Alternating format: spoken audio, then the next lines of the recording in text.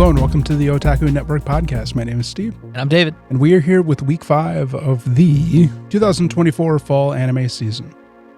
So we'll get right into it and begin with episode 5 of TsumaSho. So episode 5 of TsumaSho pretty much picks up where episode 4 left off, where we have the developing situation of Takai and her mother, Chika, and how Chika is trying again to build the idyllic family that she wants to have with her boyfriend Hiroki.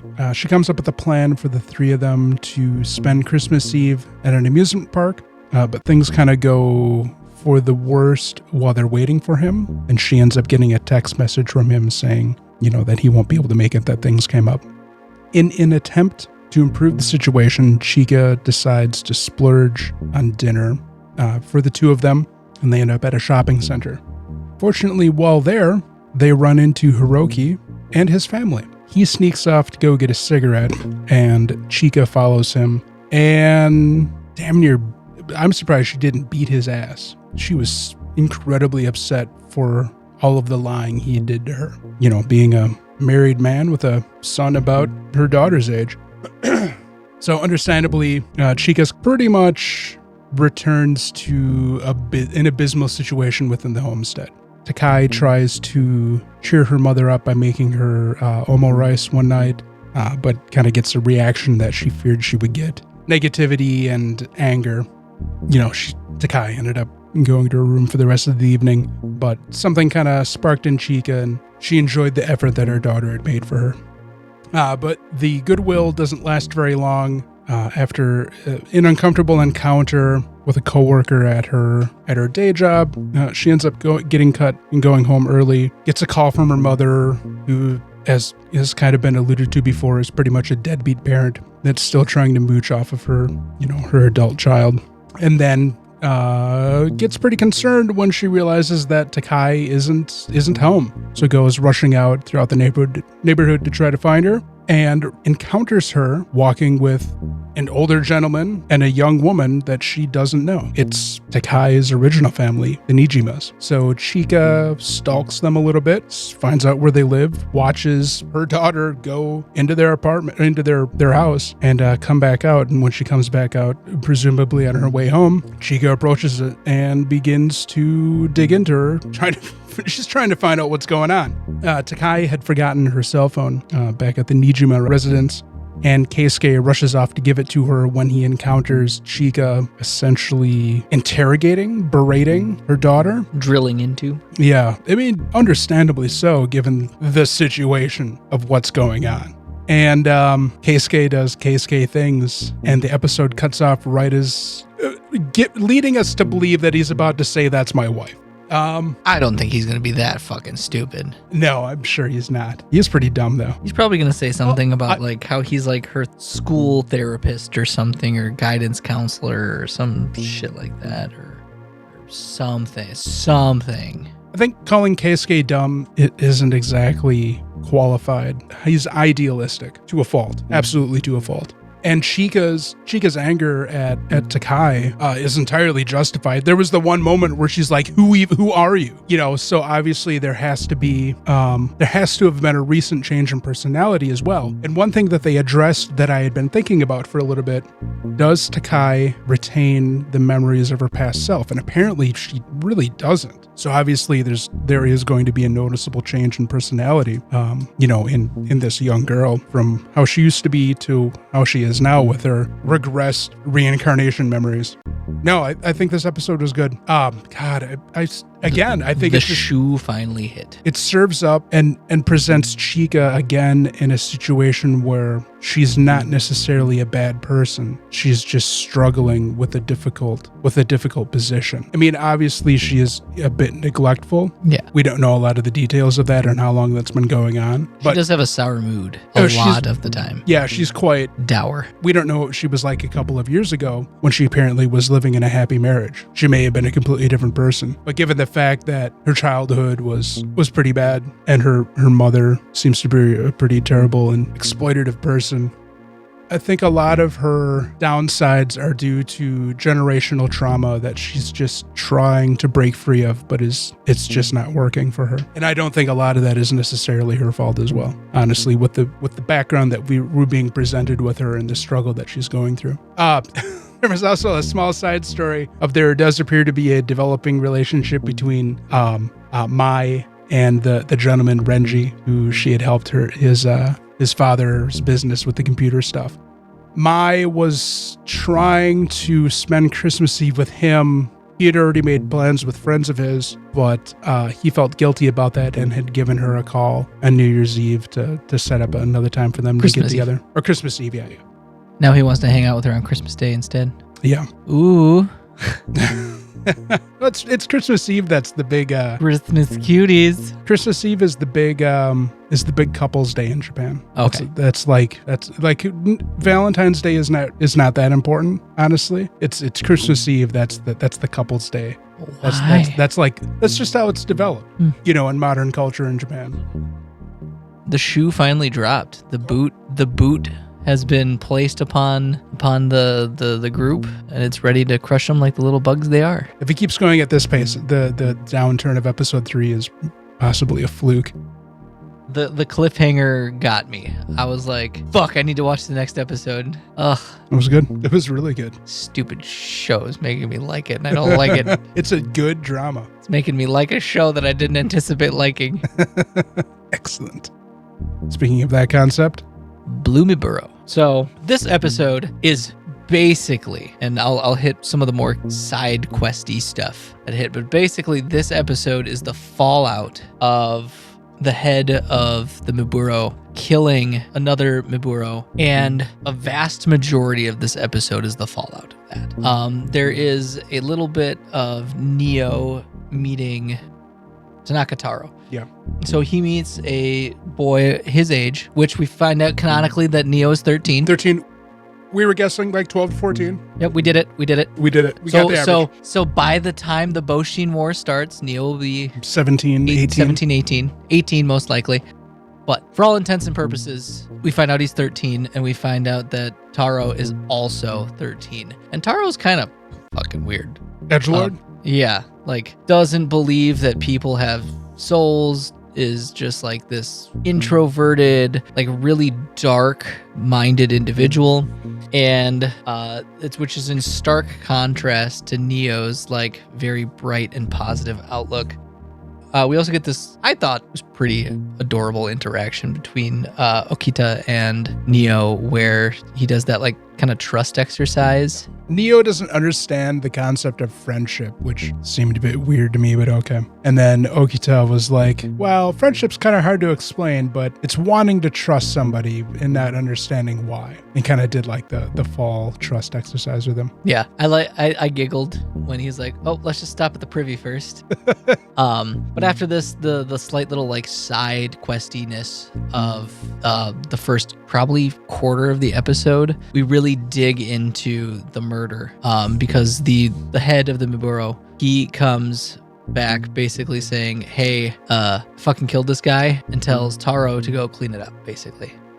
Genzaburo basically tells Taro to go clean up his mess. Oh, yeah. After explaining that he killed that guy in a drunken rage. Yeah, he just kind of casually mentions that he murdered one of the other members of the crew.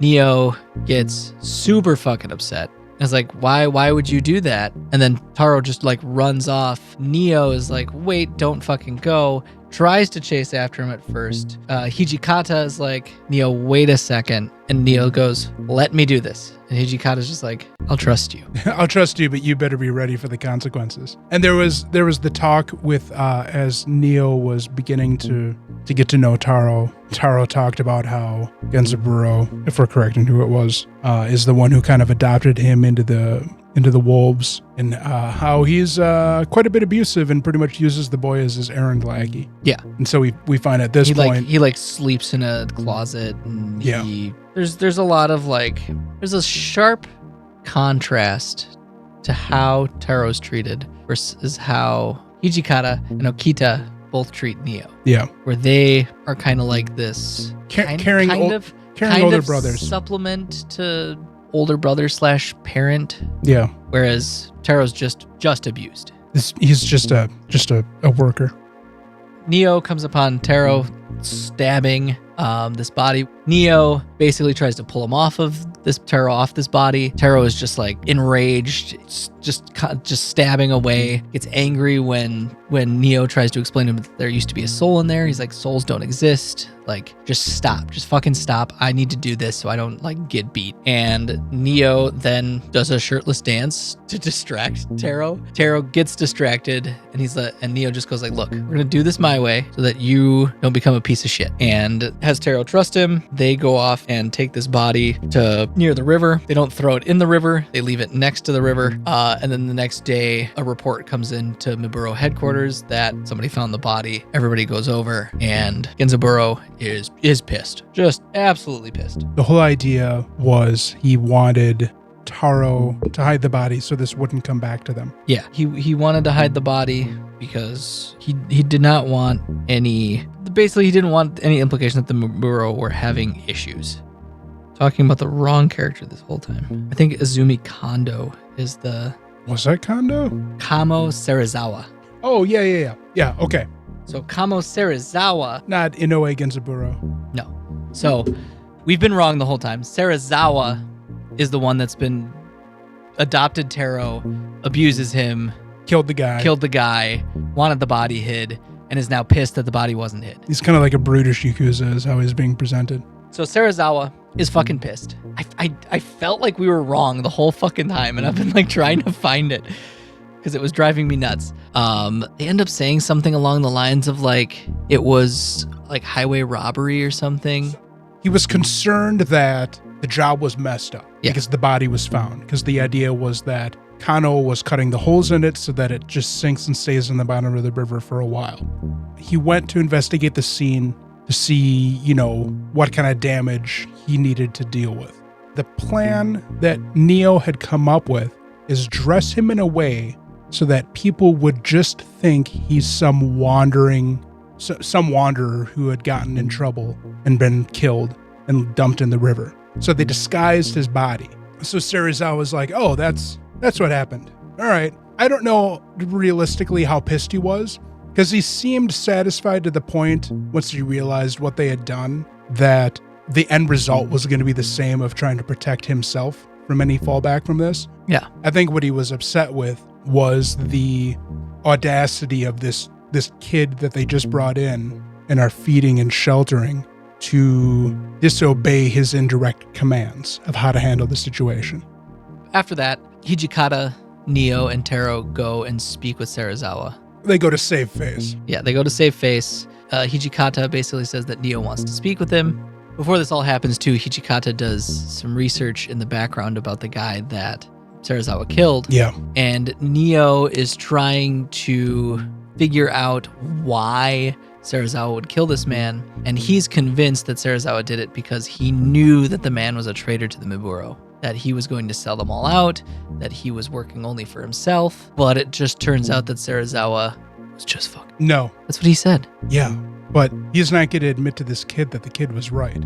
Fair. I believed him. No. So, I think Serizawa's character is being presented as... he presents himself to be less composed and calculating than he really is.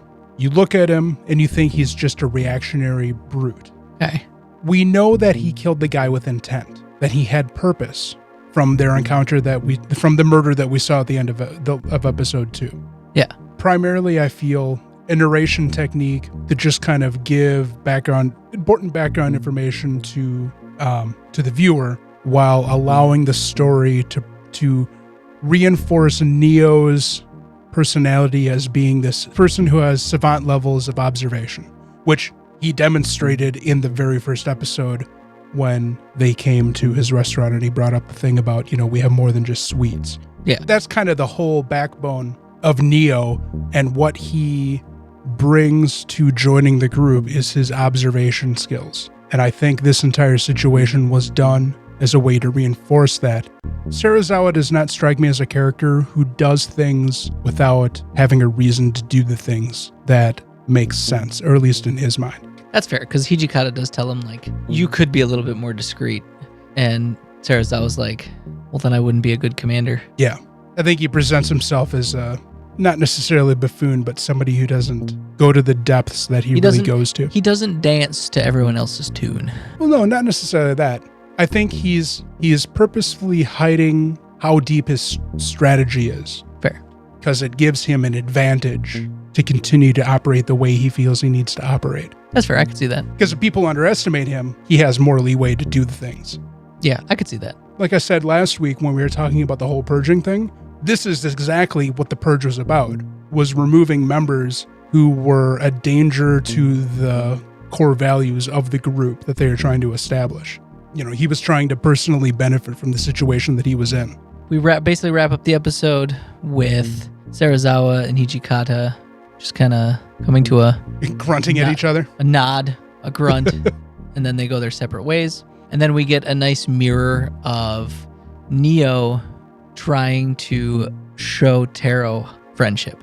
Yeah. And he does what Okita did with him at the very beginning of the episode. Lead him around the courtyard while he's blindfolded.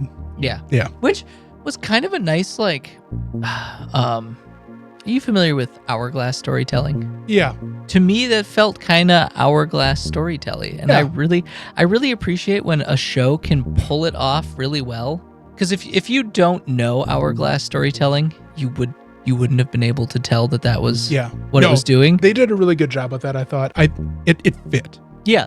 It fit in the narration. There's sometimes where hourglass storytelling fits really well. And I felt like this was a good use of it for the narrative that they were telling. It was way more immersive than Neo's stupid naked dance. Yeah.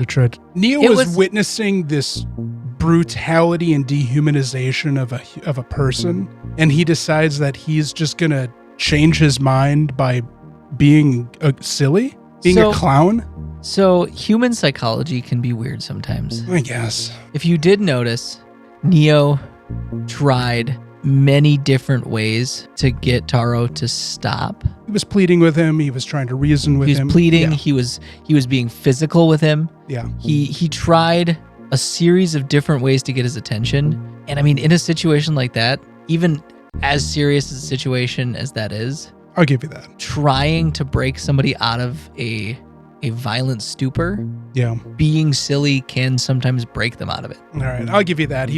I will give it to the show that is an actual technique to try to break somebody out of a stupor, especially a violent one, is to use humor. Well, and Neo, out of desperation, was just trying to do whatever he could think of. Yeah. To just stop the tragedy that he was seeing unfold before him. Yeah, and I mean, if you're desperate, you're going to try anything. If every other thing under the sun hadn't worked, what's stopping you from trying something outlandish? Outlandish, fair. Silly, stupid. I'll give you that. I do not fault Neo at all for trying that. Because he even made the comment too, like, I'm not trying to be funny. I'm literally just doing this to distract you from your violent outburst. He did. He's like, there's nothing funny about this situation. It just felt so out of place. But when you bring it within that perspective, it's more. If he had done it and it was like laughy laugh, ha ha ha, then it would be irritating. Like some fucking Naruto joke. He legitimately was like, there's nothing funny about this. Yeah. I just needed to distract you from what you were doing because you weren't listening. And immediately switching back to the serious tone showed that the show understood the assignment, basically, of like, he was desperate. He was trying everything he could. Yeah. I don't fault the show at all for including him being silly. You convinced me. I'll give you that. I did it, Mr. Krabs. Taro is way too edgelord for my taste. He is. Or it's too far to the extreme of just like this kid has had the most horrific life growing up, and the things he's seen, his jaded viewpoint of the world is too thick, I feel. They are using him as a super strong foil for Neo. Yeah, as a contrast to Neo, absolutely. Because like even if you look at their character designs, Neo's color scheme is white hair, bright clothing. He's very big, optimistic, big bright eyes. Taro is the exact opposite. Black hair, dark clothes, and his eyes. He's scowling all the time. And his eyes are very, very dark. Yes. Even his pupils are darker. They're not his pupils, sorry. Sclera? The sclera of his eyes are darker. They're not white. They're gray almost. And I think his eye color is like almost black, like a brown black. I wasn't paying that much attention, I'll be honest. I paid a lot of attention to his characterization because I knew immediately that he was the foil character to Neo. Sure. And I wanted to see how many different things about him were foiled. We were doing the pick out the differences between the two photos. Because it's an anime, I really like having these like stark contrasts between characters. Sure. Because it's not only just storytelling, it's also visual storytelling. Yeah. You don't always need to hear the character talk to understand that character is an inverse to one. Yeah. And even I'm starting to notice that the Miburo, the way that they show up, they're either foils or partners in a way. Yeah. Like Hijikata and Okita. They're partners, but they're foils roughly of each other in personality. Yeah, bright and open and serious but at the same time, words. they also have this underlying shared quality that they care deeply about people that prove themselves to them. Yeah. Okita and Hijikata both very much care about Neo, and you can see that. They want to be there for him. Mm-hmm. But they just have their own distinct ways of doing it. Yeah. Serizawa has his very brutish, straightforward way of doing things with the Miburo. He acts like a gangster. Whereas, again, Hijikata and Okita have their more subversive, undercloak and dagger type methods. This show seems to be a lot of like contrasts between different styles of doing things or like different outlooks on life. Everybody's got their identity, their personality identifiers. Right. And then each of the characters kind of like foils or flips or inverts qualities of other characters. And I feel like it's just a really deep interaction between all of the characters in the show so far. And I really like it. I've really, really, really... Like, I picked the show because heard her cool sword fight stuff in the preview. Yeah. But it's now becoming this, like, really, in my opinion, deep, like, analysis of character identities. Okay. And I like it. I'll give you that. I like it a lot. I'll give you that. And it's not like doing the thing where it's like characterization in the face. It's like kind of underneath the like story and plot, and you don't get slapped in the face with it. It's just like if you're paying attention and you know like foil characters and hourglass storytelling and like all these different like tropes in literature, you're like, to be fair, the source material is a novel series. Right. But it's good to see that they kept a lot of the traits and stuff of the novel in the show. Yeah. Because I really appreciate it. I really like that. Nice. To me, it's good storytelling. And it's kind of what I'm here for. It's just a good story. Hell yeah. So this show started to get dark. Dude, I told you. This show started to get dark. Holy shit. Bro, I told you. I told you when we talked about episode 1. Well, you were I'm like, he's going to see some shit. You were worried that it wasn't going to get dark. No, because I brought up the preview for episode 2. I'm like, Neo's going to see some shit. And he's been seeing some shit. But you had made a comment before we started about maybe not liking the show at first, but you're starting to like it? Well, I don't know if I'm starting to like it, but I can appreciate some of the characterization. Fair. I feel like the talking about it is going to help you like the show more. It could. I feel like having this conversation every week, you'll start to like the episodes. It could. So Blue Miburo is becoming more structurally mature, I feel, but definitely not as mature as our third show. Yeah. Orb, or as I lovingly call it, Jesus Christ, the anime. This show has been hitting fucking hard every week since we started. This episode plays out the direct end of last episode. The heretic has convinced Aktsi and Gras to help him escape. They initiate this escape plan, and then fucking Noak, like a goddamn sniper, fucking Chris Kyle's that goddamn horse with a crossbow. So in the train taking the heretic to his execution, there were two wagons. We find out that Aktsi, Gras, and the heretic were in the first wagon, and Noak was in the second wagon. So they're like, wait a minute, something's going on to that wagon up there, and Gras is... Yeah, like how the driver's just like, the guy jumped off. Yeah. It's like, no, he didn't fucking jump off. He got thrown off. And Noak is like, it's those goddamn cell swords. They're betraying us. Yeah. And then he fucking Chris Kyles the horse with a crossbow. Jesus Christ, watching Noak with a sword, I was like, this man's awesome. Well, he's an ex-soldier. I know. I just didn't realize how skilled of a soldier he was. Yeah, he was pretty good. So we get a little bit of his past and experience. it's been 10 years. Okay, fine. You win. We get to see his very strong skill with a sword, which is a kukri, by the way. And Atsi attempts to apologize and almost gets killed. And he realizes that, oh, fuck, I can't fight this guy. Like, I will die if I fight this guy. Noak attempts to kill Atsi, and the heretic throws himself in front of Noak's blade. Oh my god, that fight was crazy. The animation for the fighting It was really good. was fucking phenomenal. Like, we got a little bit of the fighting in last episode. Oh, when they were doing the dueling? But watching Axi's reaction where he like leaned out of the way of Noak's sword was beautiful animation. Mm-hmm. I really like the animation of this anime. The fight happens. Oxy gets the orb, the little fucking necklace thing that has been traveling. You know, it's like the Sisterhood of the Traveling Heretic Orb. Yeah, the heretic hands it off to him. Take it, and then they go, and we finally see the scene from episode 3. They find Raffle's stuff. They find the heretic's note as well. They read both. We figure out that the note that Raffle wrote was basically, if you make money off this, please donate it to Pataki. Yeah. And I'm like, you shill. Trying to monetize heliocentrism. He's not. He's just like, I don't know what kind of people are going to use this if they use it. And then Gratz is basically like, hey, I know a monk that got demoted that we can go talk to this about. And then they start heading towards that monk. Bridge falls. Gratz dies. That scene wasn't that good. Yeah, it was kind of ridiculous. It was like bad timing.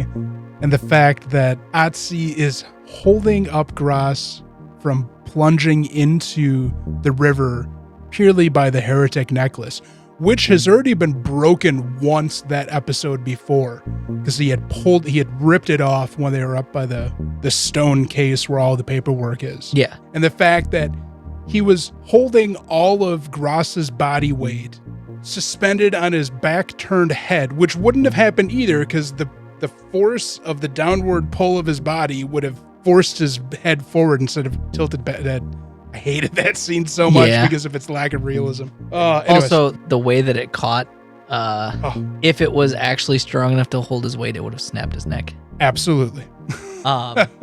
Anyways, because at first I thought that is what happened, is that he accidentally snapped his neck. With how far flung back his head was, so he could dialogue with Atsi. I thought that either snapped his neck and killed him, or he was paralyzed. Yeah. But anyways, Gratz dies. Atsi goes and finds this monk, and we see a monk that is very blonde. He's seen some hell. He's seen some shit. He looks like a character from Berserk, honestly. He does. The main important part of this is he looks fucking familiar. You think he's Raffle? I think he's Raffle. Raffle's been through some shit this past decade. He may be. We'll find out eventually. It could be. Like, there's a strong chance that it could be, because Raffle became a mercenary. I don't remember what Raffle's eye color was. I think the eye color is a little different. But it could also be that is a fucked up eye. Maybe. Could be. Yeah, both his eyes are fucked up. Just one of them's really fucked up. Yeah.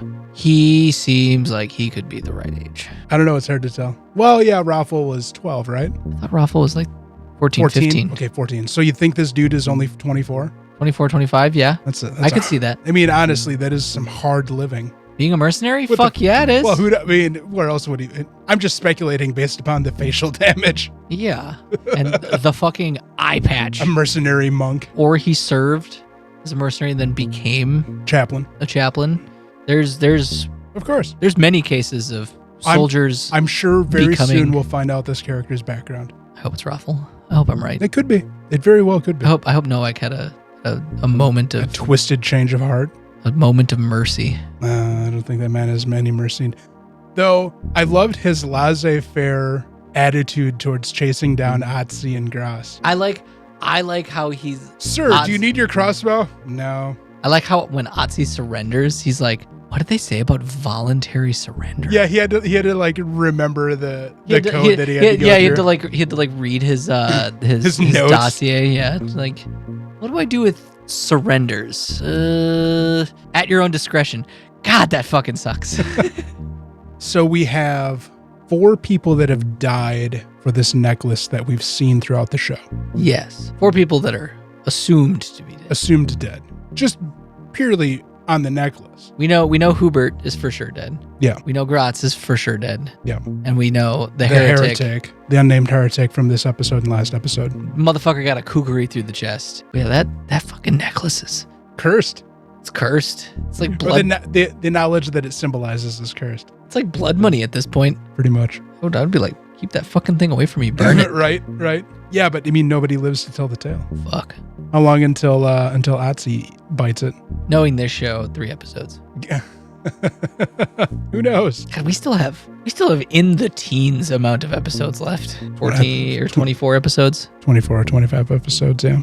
So many people could die. We'll see what happens. It's going to be Game of Thrones. Every character you ever love just dead. If you look really closely, you'll see George R.R. Martin in the corner just laughing as he also helped write this show. He was, yeah. The authors of the show were just like, how do you kill characters that people like? And George is just like, if I got a story for you, let me show you something. A la Fire Marshal Bill. Let me show you something. This show is fucking... I love Orb so much.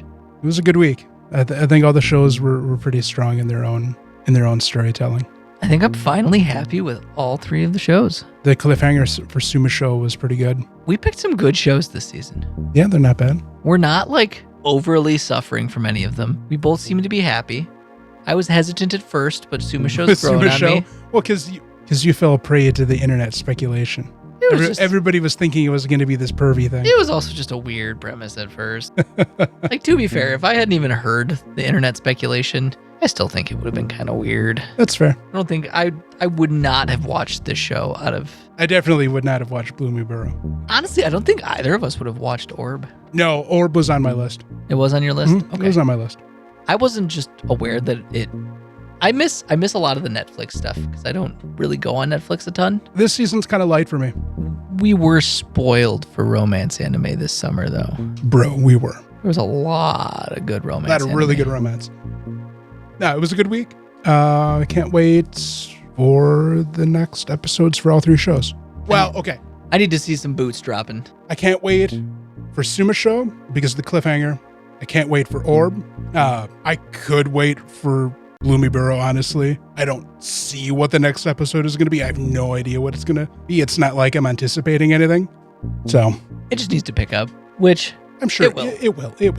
They're laying the groundwork. It's another 2 core show. Yeah, but Orb doesn't have that problem.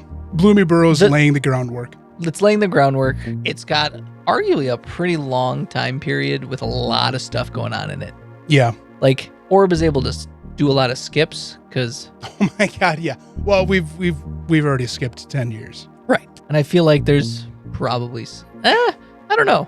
Because the fact that Raffle is still in the intro and outro... It could be the blonde. We don't know. We'll find out. I need to know. We might find out with episode 6. I need to be right. All right. Thanks for listening. Don't forget to like and subscribe, comment, join us on socials, harass us on Discord. Join our Discord. Aggressively start polls about things that we talk about. Like if you want Steve and I's opinion on something. Just hit us up. Tag us. I gotta check the results of the poll from last week about whether or not Raffle is Crispy or alive. Also, don't forget Friday's episode of Weekly Ranma. We're getting a pretty good response on that, so it's nice to see that as well. I'm gonna tell those Ranma people that they should check out our regular podcast. All right, thanks again, everybody. Remember to share this with all your friends. If you love a weeb, hug a weeb. Yeah, pretty much. Bring them into the fold. We need to I wanna increase the otaku family. I wanna be in your ear holes. Y'all should be watching Orb. Yeah, fucking watch Orb. Do yourselves a fucking favor. Get a Netflix account. Watch Orb. Yeah. The shit is amazing. Orb is pretty damn good. You can be a fan of any genre of anime, and Orb will be in your top 20. Unless you like comedy. Unless you strictly like comedy and slice of life. Oh yeah. Orb it might be depressing. Orb is straight up serious. For most people, I can guarantee you Orb is going to be in your top 20 of like all times. I don't know about all time, but this season, the year, definitely, it's a good show. This is strongly moving up into my top 10, Steve. Nice. This show is hitting like top 10 all time for David levels. I just got to figure out what show it's going to replace my top 10. Yeah, it's good storytelling. All right. We will see you guys next week and or on Friday for Weekly Ranma. All right. Thanks again, everybody.